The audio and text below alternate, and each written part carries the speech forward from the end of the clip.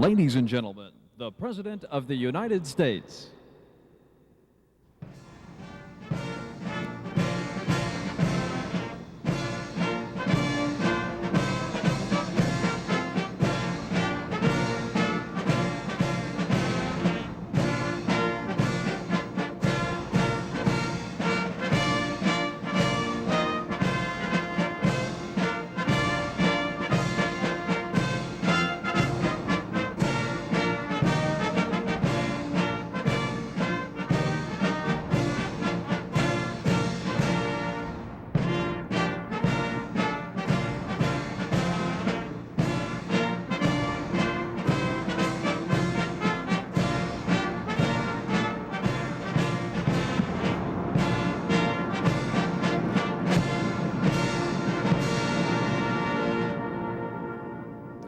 Please be seated.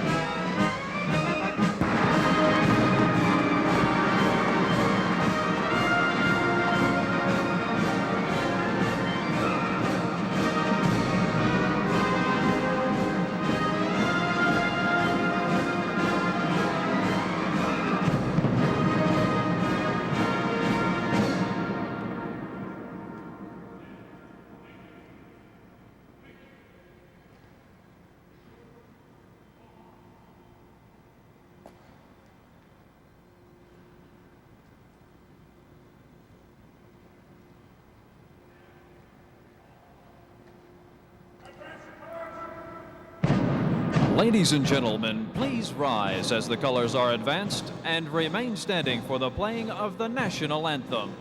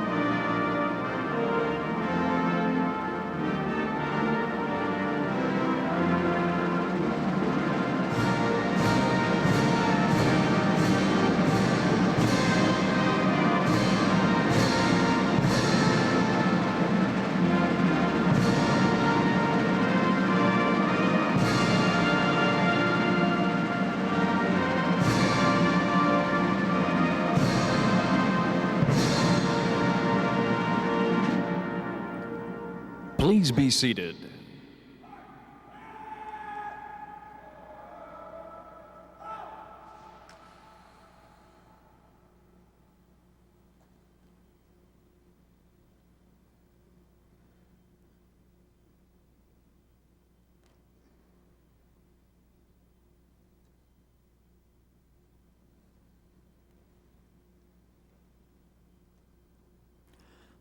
The Department of Defense Distinguished Public Service Medal is awarded to Ronald Wilson Reagan for exceptionally distinguished public service to our country from January 20, 1981 to January 20, 1989. President Reagan, our Commander-in-Chief, rebuilt America's defenses and restored our nation to a leading role in the community of free nations. He assured this nation a defense force capable of inspiring the confidence of the American people and our allies, and which warranted the respect of our adversaries. President Reagan restored our nation's pride in itself, and our nation's armed forces' pride in our uniform, and above all, demonstrated deep and abiding care and concern for the welfare of every soldier, sailor, Marine, and airman. President Reagan's confident leadership and great personal courage have been an inspiration to our military men and women and reflect the utmost credit upon himself and our nation. It is my distinct honor and great personal pleasure to present Ronald Wilson Reagan, 40th President of the United States, the Department of Defense Medal for Distinguished Public Service. Signed, Frank C. Carlucci, Secretary of Defense.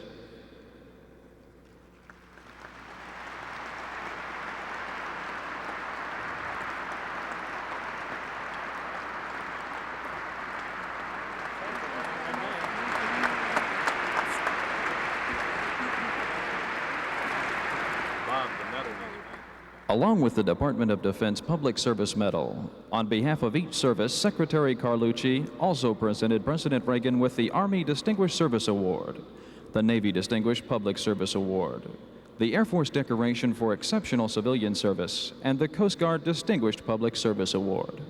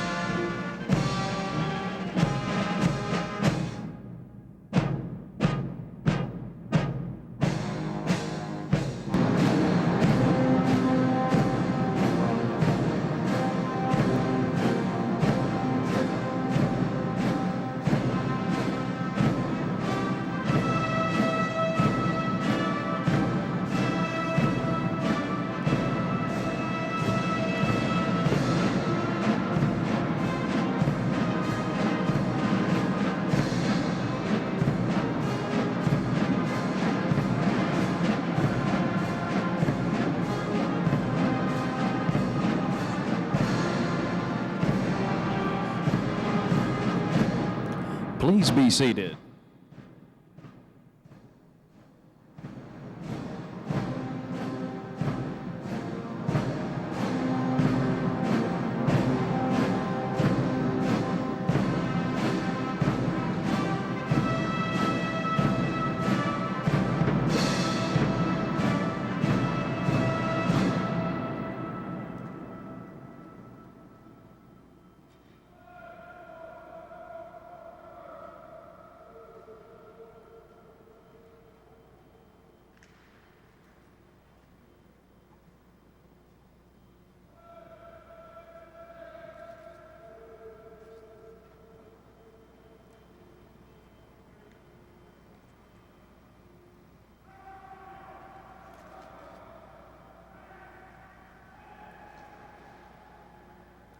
Ladies and gentlemen, the Chairman of the Joint Chiefs of Staff, Admiral William J. Crowe, Jr.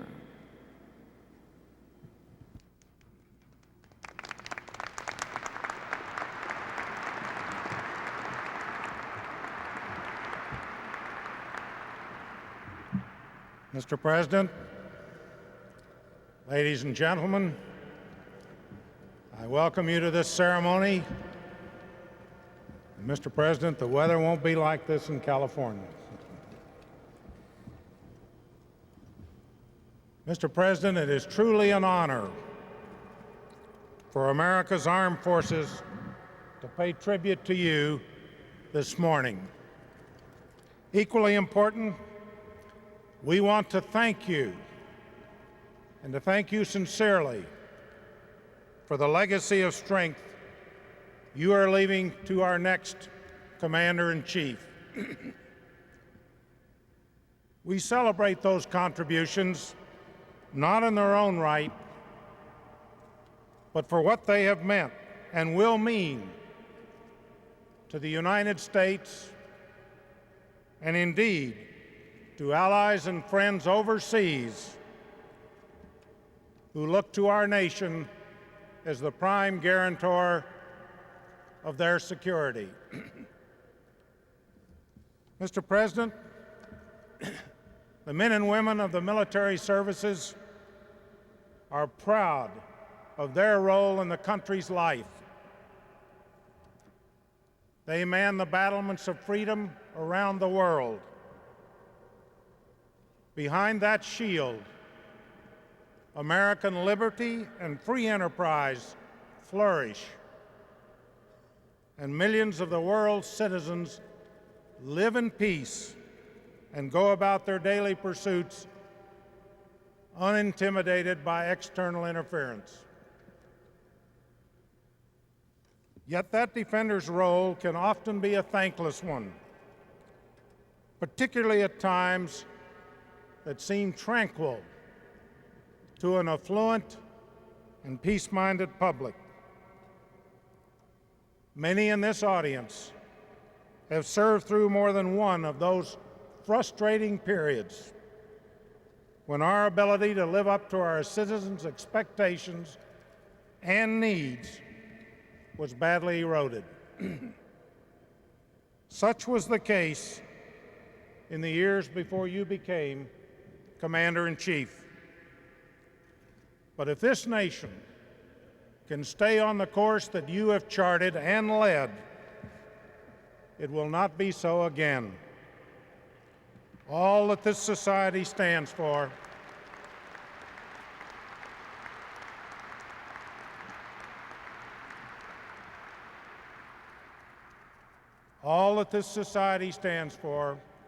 will be safer as a result.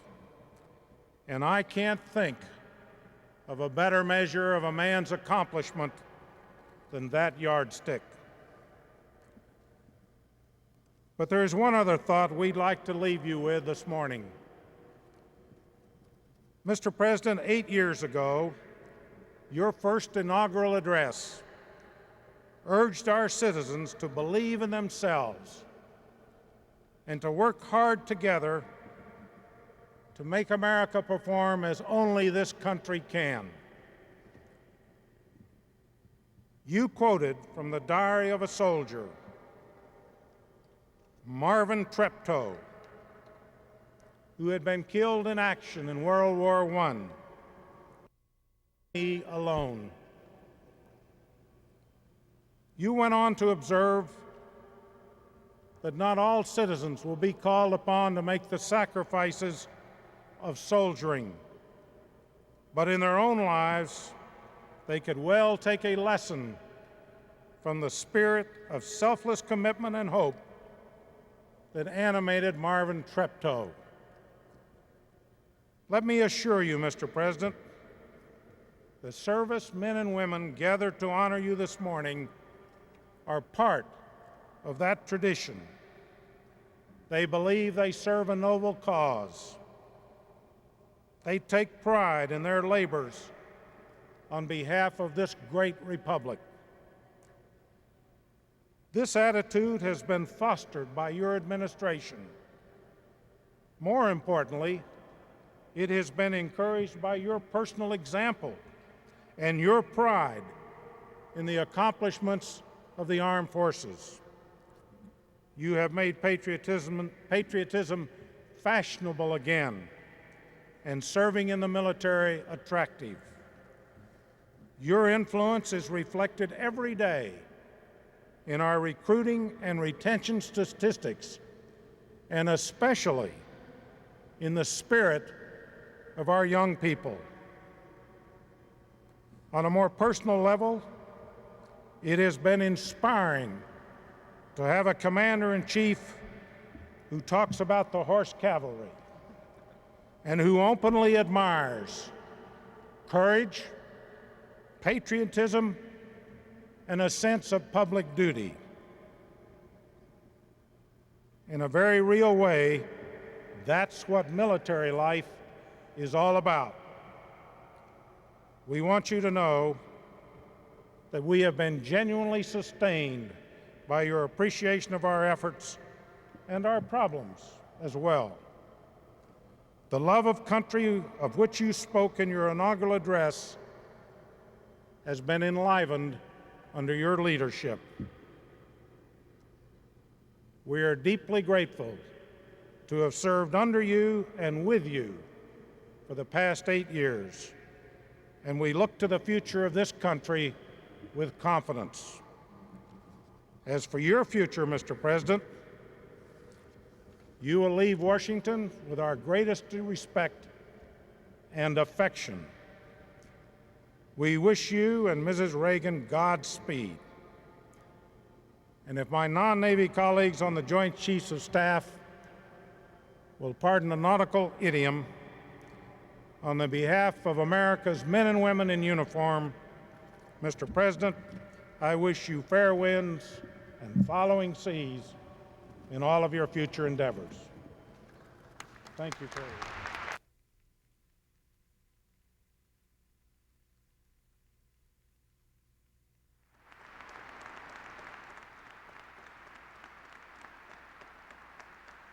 Ladies and gentlemen, the Secretary of Defense, the Honorable Frank C. Carlucci. A flag embroidered with the logo of your commission on the bicentennial of the United States Constitution. Under its chairman, retired Chief Justice Warren Burger, and through programs developed by John Marsh, the Secretary of the Army, and my executive agent for the bicentennial commemoration, the Commission has been helping the men and women of our armed forces salute the constitutional heritage they protect on our behalf at their duty posts around the world. Mr. President, perhaps more than any president in recent memory, you have been conscious of your special responsibilities as Commander-in-Chief. This has come through clearly, and you and Mrs. Reagan share our moments of pride and grief. No one in the military will forget the tenderness you and Mrs. Reagan demonstrated to the individual families of those who gave their all, armed forces, and for myself. Let me say it has been a great honor to serve you and to serve with you this great nation. Mr. President, let me now call your attention to the television screen, and for those of you in the audience, the large screen to my left, to a special salute to you for all you have done for us. The United States, the Honorable Ronald Reagan.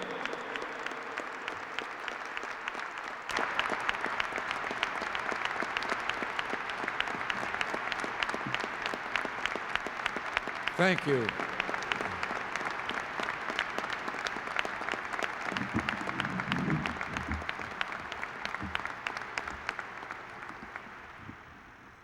Thank you all very much. And I express the thanks of my roommate, who unfortunately is ill and has no voice, and tried to get up and get here, and I sent her back to bed. It's been my responsibility, my duty, and very much my honor to serve as Commander-in-Chief of this nation's armed forces these past 8 years.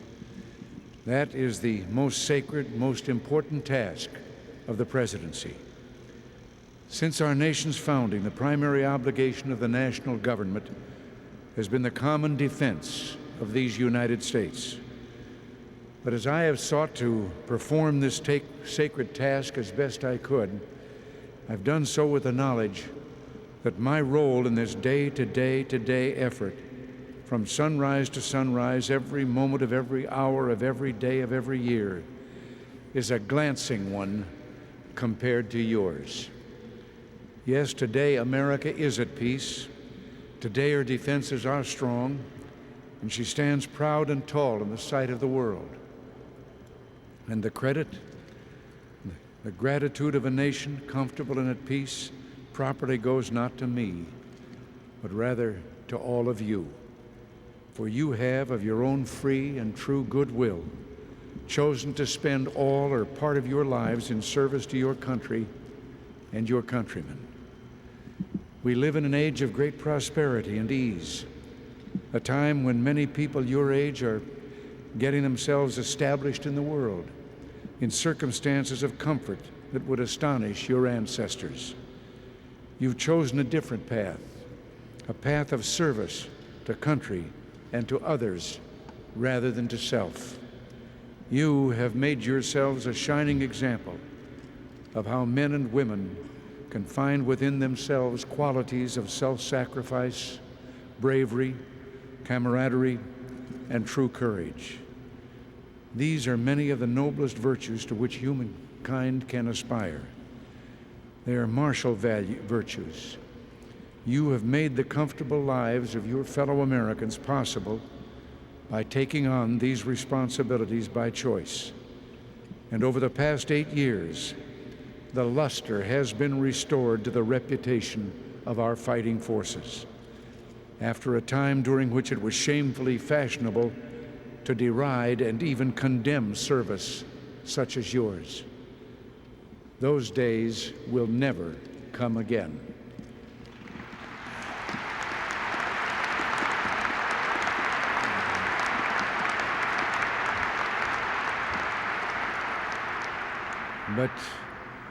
But it's not just your fellow Americans who owe you a debt. No, I believe many more do. For I believe that military service in the armed forces of the United States is a profound form of service to all humankind. You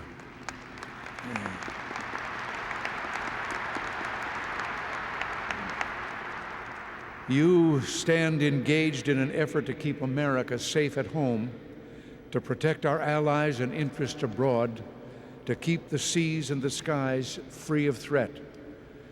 Just as America stands as an example to the world of the inestimable benefits of freedom and democracy, so too an America with the capacity to project her power for the purpose of protecting and expanding freedom and democracy abroad benefits the suffering people of the world.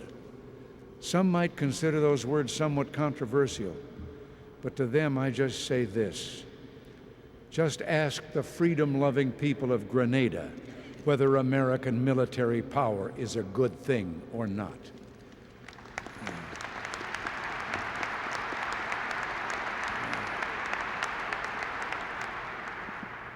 Because we remain strong, because we acted when we believed we had to, in the past 8 years, not 1 inch of ground on this earth fell under communist control.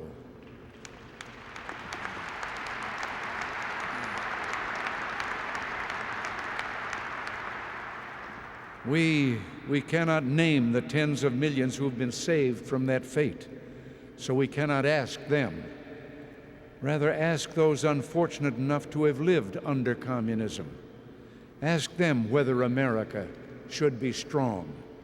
Ask them whether America should stand tall. Ask them, but you don't have to. You know the answer. You were and are willing to fight and die for America and for freedom and democracy. And some have, 595 to be exact, over these past 8 years. Some have died. They're not with us today because they're at God's right hand, in the air and on the seas, in battle or as victims of terrorism. They gave their lives while in the service of their country, while representing us and defending what we hold dear. They volunteered. They chose to serve. They gave their lives. They are our heroes. I have seen the faces of those who served with them and those who commanded them, and I know the truth of the old maxim that there is none who hates war as much as he who knows it well. None who knows as well how agonizingly high are its costs, how agonizing are its loss. And I would like to ask right now that we observe a moment of silence in memory of those we have lost.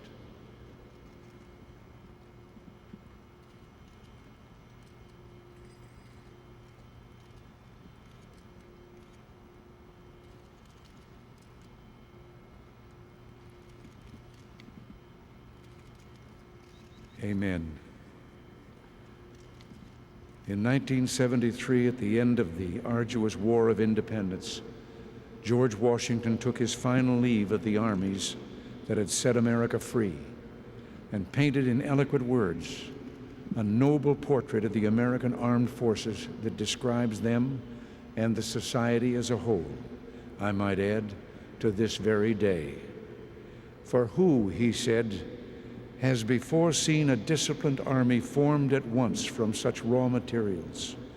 Who could imagine that the most violent local prejudices would cease so soon, and that men who came from the different parts of the continent, strongly disposed to despise and quarrel with each other, would instantly become but one patriotic brand of brothers?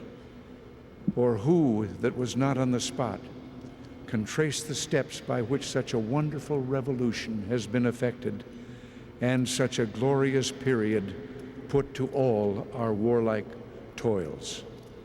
Well, who indeed? Where, I have at times asked myself, where do you all come from?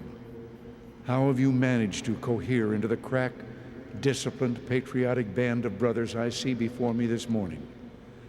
Well, the answer's simple. You come from the Southwest and the Northeast, from the Rockies and the Adirondacks, from the inner cities and the most remote of farms. You come from America, and you are America's pride. And on behalf of all America, I thank you and pray God that He may bless you now and forever. God bless you, and thank you.